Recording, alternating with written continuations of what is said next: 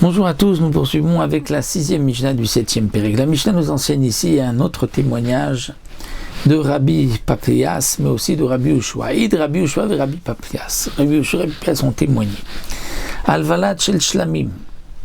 Là, nous avons une Mishnah qui concerne la Masechet Tumura. Nous avons le petit d'un Korban Shlamim. Le petit d'un Korban Shlamim. Nous avons sanctifié une bête Korban Shlamim. On ne l'a pas encore offerte, égorgée sur le Mizbeach, que elle a mis au monde un petit. Quel est le statut de ce petit? Eh bien, le témoignage de Rabbi Yehoshua Papias chez Ikrav Shlamim.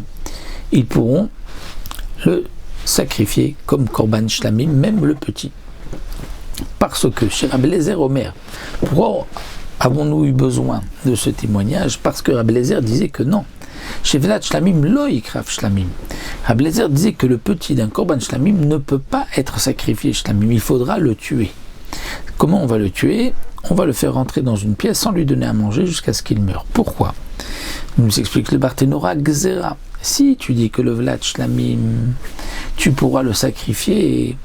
Donc lorsque quelqu'un a sanctifié une bête pour son Korban Shlamim, et il voulait la sacrifier, mais il voit que la bête est enceinte, il va dire, bon, j'attends qu'elle mette au monde, comme ça j'aurai une deuxième bête, un deuxième Korban.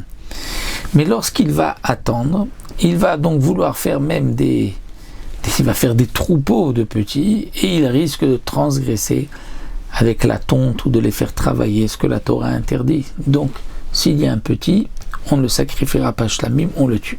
Parce que si tu permets de sacrifier, ils vont le laisser, ils vont faire de l'élevage, on arrivera à une takala. Chachamim omrim Ikrav Echam disent non, il n'y a pas de crainte, il n'y a pas de raison de faire de xéra, on pourra sacrifier le petit en tant que shlamim. Amar Rabbi Papias, Rabbi Papias vient témoigner, Anim et je témoigne, Shaïtalanu parazifre shlamim, on avait une vache qui avait été sanctifiée comme korban shlamim, Vachalnua ba Pesach, Vachalnua vlada shlamim bechag, et elle avait mis au monde cette vache, et on a mangé cette vache à Pessah comme Korban Shlamim, et le petit, on l'avait mangé à la fête de Shavuot, la fête qui suivait. Donc on voit que le petit peut être aussi mangé, comme donc nous l'avons vu de ce témoignage de Rabbi Yehoshua et de Rabbi Papias, et donc contrairement à l'opinion de Rabbi Eliezer, donc ici, Rabbi Papias vient pas seulement dire que c'était ainsi la halakha, mais il vient témoigner que c'est ce qu'il avait vu au Beth Amikdash, c'est ce que on avait fait donc à son époque, donc le Korban Shlamim, le petit du Korban Shlamim pourrait être aussi sacrifié comme Korban Shlamim.